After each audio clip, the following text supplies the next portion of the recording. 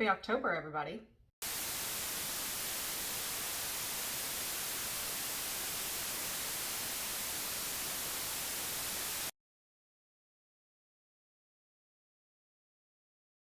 That's right. It is officially the most wonderful time of the year, which I think I've been saying in my last few videos, but now it's official because it is the month of October.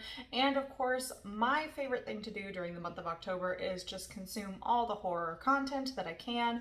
My husband and I have already been doing that. We've been binge watching a few seasons of American Horror Story that he's never seen, and getting started with some good old classic horror movies, some slashers here and there. I've got a whole list mapped out of all the things that are required viewing this year, so I am just really excited to keep on digging deeper into the horror genre. One of my favorite subgenres of horror is more older horror, like 30s and 40s, of course, all the old classic monster movies.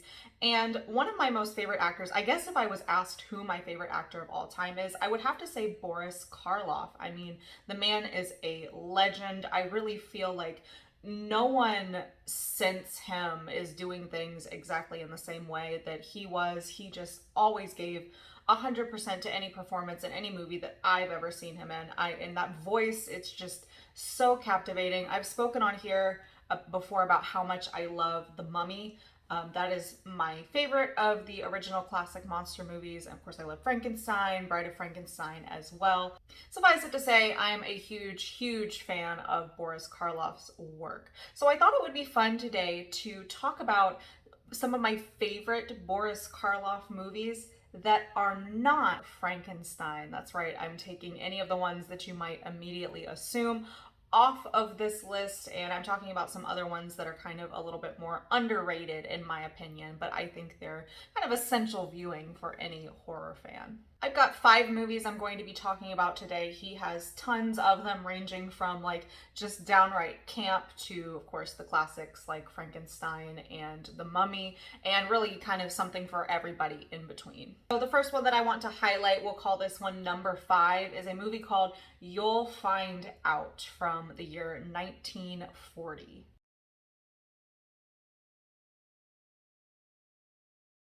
So this one, I guess I'm cheating right off the bat. I would not call this a straight up horror movie. What this movie is actually an episode of Scooby-Doo. I watched this one with my parents, and as we were watching it, I'm like, wow, I love live action Scooby-Doo, because that's really what it is. Now, I think some of the humor of this one might not hold up as well today because they cast famous for the time people, and something was lost, I guess, a little bit for me because I had never heard of some of these other people before, such as Kay Kaiser. And he was a like band leader, just kind of like personality of the time. And he's in this movie playing himself as well as some other known names as well. Peter Lorre and Bela Lugosi are also in this movie. So a quick synopsis of the plot. There is a birthday party happening for this heiress, of course, at this castle or this manor out across this bridge, and that's the only way to access it. And oh, of course, it's storming, and this comedian and his band are going to come and play, but oh no, something has happened, and now the bridge is destroyed, and we're all trapped here at this house overnight. And of course, like immediately you know that Boris Karloff is kind of like the antagonist of the movie, because he's just like looming and brooding and speaking in that voice of his.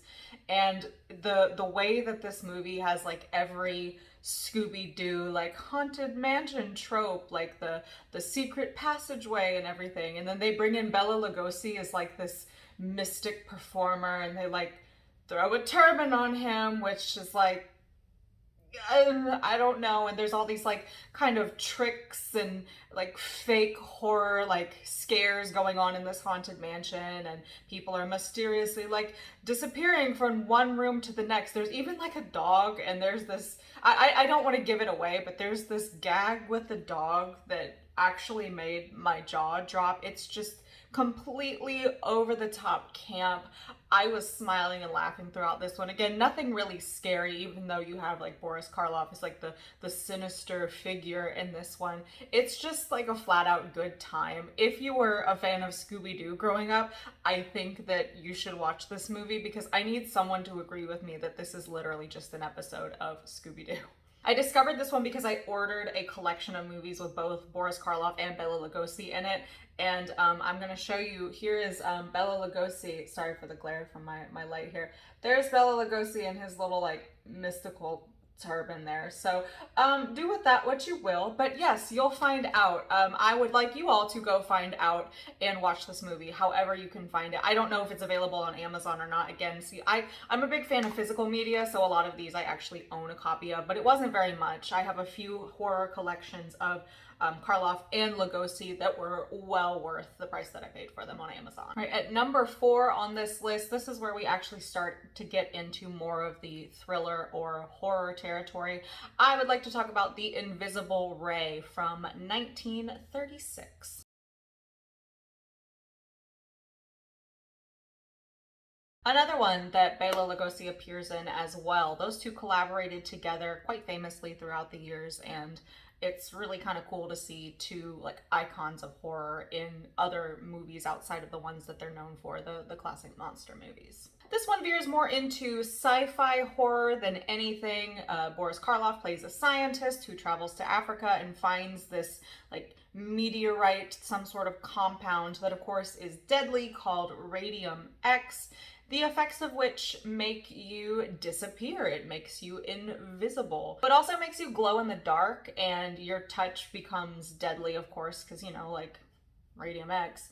But it also kind of drives him mad and makes him go a little bit crazy, and that leads him to want to kill off, like, one by one, all of the members of this expedition that went to Africa to look for this meteorite. So it's like, watch Boris Karloff lose his mind and become evil, but just the way he like fully throws himself into like that mad scientist kind of role is just brilliant to watch in this movie. Every time he's successful in like killing somebody, he destroys a statue using his array, like at this church across the street, and it's just like so diabolical. And of course it all comes to a dramatic conclusion, which I would expect nothing less. And that's one thing I actually love about a lot of these older like horror movies.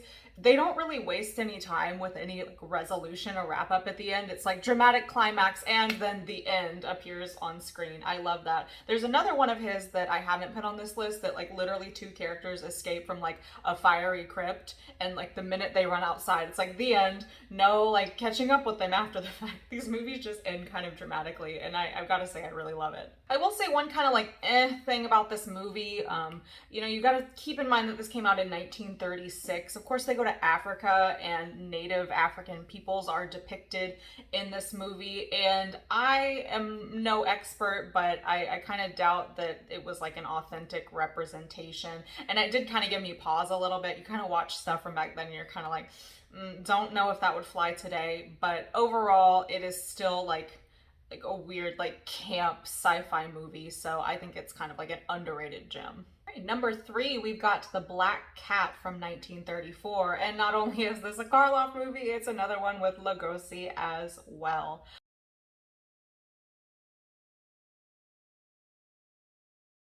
I really don't want to say a whole lot about this movie. I think of the ones that I have mentioned and am going to mention on this list, this is probably the most well known. I'm sure a lot of die-hard horror fans have already watched this, but if you haven't, I strongly urge you to, because this movie actually kind of shocked me given the subject matter and the time period in which it came out. Also, the architecture and sets in this movie and the use of music also really stood out to me as being something very, very different and unique from this time period. So a couple on their honeymoon in Hungary end up meeting Bela Lugosi, and they all end up in the house of Boris Karloff's character, Halimar Polzig. Sorry if I'm mispronouncing it, that's really, really hard to say, and I did practice it.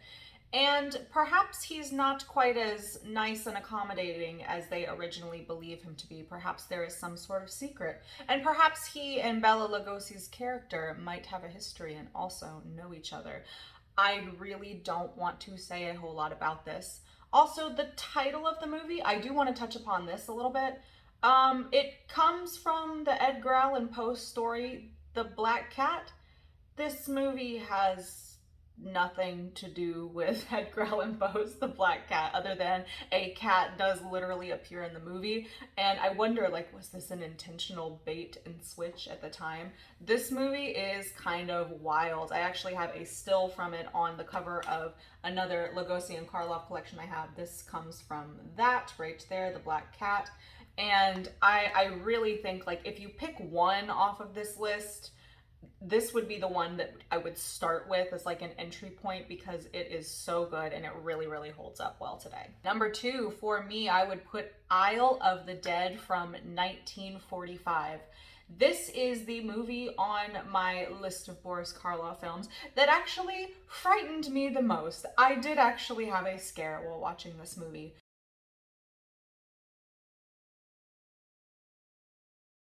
So this one is set during the Balkan Wars in around like the early 1900s.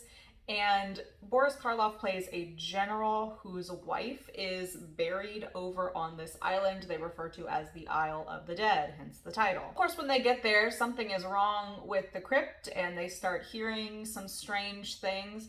And there's a belief around this area of this like malevolent human spirit. And of course, that kind of leads everybody to believe like something sinister is going on here. And what do you know? People start turning up dead. So perhaps this human spirit creature thing is not quite the myth that some people might believe it to be. I don't really want to say a whole lot about, just because the payoff of like this one part in the movie, this one scare, that even though I was kind of anticipating a jump scare, I can usually like tell you like a jump scare is coming and it's either going to be like a cat jumping and scaring something, or it's going to be an actual scare.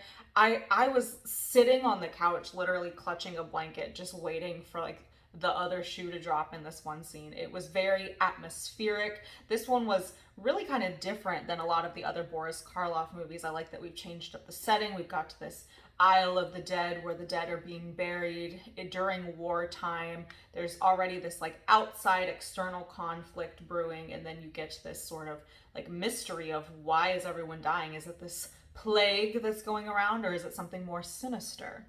But this is a great watch and probably one of my favorite Karloff performances. Coming in at number 1, my most favorite unexpected or underrated Boris Karloff movie is The Walking Dead from 1936.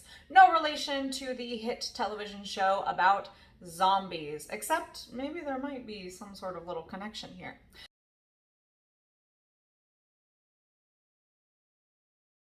So Boris Karloff's character is framed for a murder that he did not commit, and he is tried and convicted and sentenced to death. Yikes. But along comes a doctor that is able to revive him through the wonders of science and medicine and bring him back to life. But this is, of course, one of those great cases of something that comes back wrong. He knows that he needs to go pay a visit to the people that are responsible for convicting him.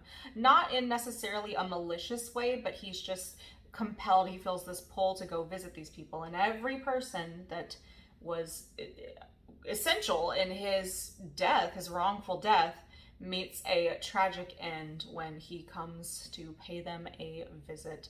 And this one has kind of a sad, poignant ending, but my goodness, it was like a gut punch and just so effective. Here you can see on the cover here, you've got Bela Lugosi over on the side, but this is actually from The Walking Dead right here. You see like the stripe in his hair and everything. This was actually one that I wasn't familiar with until one evening I was watching something on Turner Classic Movies, and before the movie that I was watching started, they were playing like a preview of different kind of like underrated horror or thriller movies from, you know, like back in the 30s and the 40s, and they were talking at length about this one and how it was just kind of like an underappreciated movie. They were also highlighting the fact that Michael Curtiz, who was the director of Casablanca, also directed this movie, and it was also a really good example of just the quality of his work. Just Karloff's portrayal is so just tragic. He asks people, why did you kill me, once he finds out what happened to him, and just the way he delivers it will just absolutely break your heart.